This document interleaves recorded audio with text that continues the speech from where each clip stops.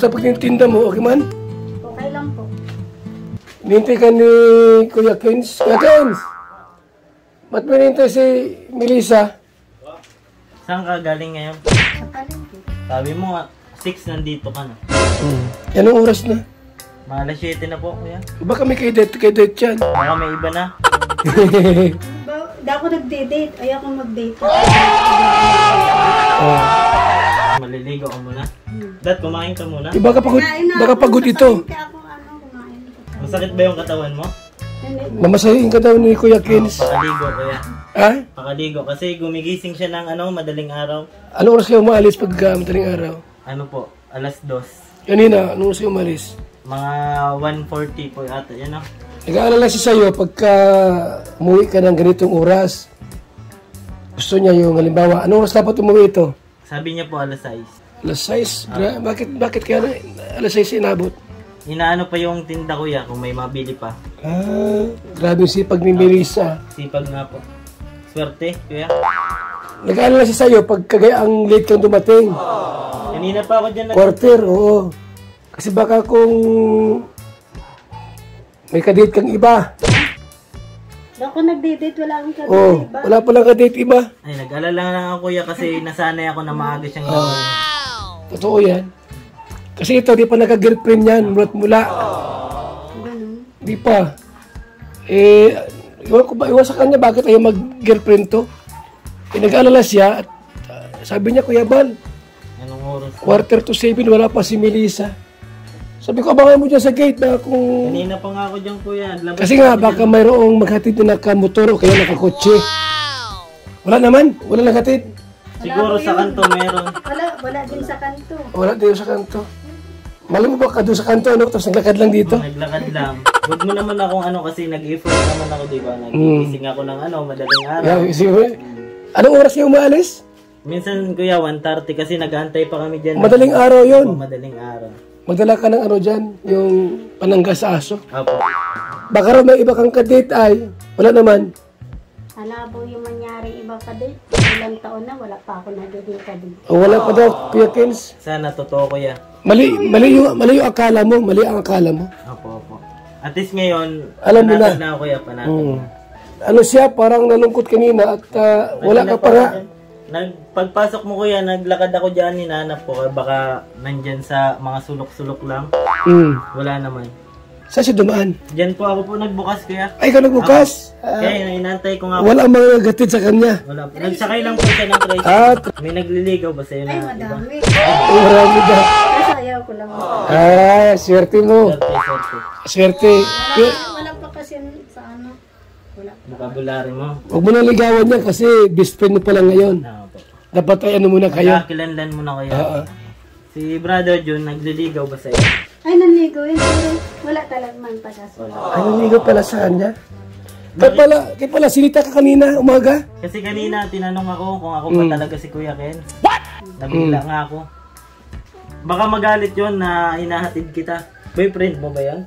Hindi ko boyfriend. Wala pa akong nagiging boyfriend. Wala pa pala. Madami manliligaw pero wala pa ako natanggap. Wala pa? Ako pa lang? Wala pa. Huwag mo lang biglain. Huwag mo biglain at Dinadakit ko lang, kuya. tagahatid ka pa lang ni Melissa. Nag-effort pa lang. Ngayon, pero hin mo kung talaga si Brother John nang ligaw sa kanya. Nagligaw talaga yun sa'yo si Brother John. Nanligaw yun, kaso lang ayaw ko pa. Ilang buwan ba nanligaw sa'yo? Matagal-tagal. Kaso ayaw ko pa eh. Ginagawa rin ba niya yung ginagawa ko sa'yo na inahatid? Ay, Doon ka lamang. Doon, kuya. Doon ka lamang. Anong effort yung pinaramdam niya sa'yo? napunta siya dun sa palengke. Ay, palengke. Tapos, Yun lang, kunting usap ko sa playas na siya. kasi ako, iniiwan ko siya sa kuya kapag alam ko na na-safe na siya. Baka naman, pagdating sa labasan, iniiwanan mo siya. Ay, hindi kuya. Tinitingnan ko. Hanggang sa makasakay. Ako hanggang sa makasakay. Siguro minsan, punta mo rin siya sa palengke para kumustahin. Ay, pwede kuya. Itanong mo kung pwede. Pwede bang dalawin kita doon? Pwede.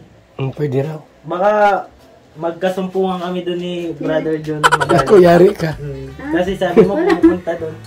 Magagalit yun. Pupunta dun si Mang Jun. Bihira lang. Adira lang pala. Kasi baka may mga mabibigat, kuya. Matulungan ko lamang siya sa mga bubuhatin. Pwede. Ay, nabibigat na buhatin, kaya ko naman. Ay, kayang-kaya ko yan. Bakit napakasipag mo? Lahat ginagawa mo. Ginagawa ko kasi may anak ako.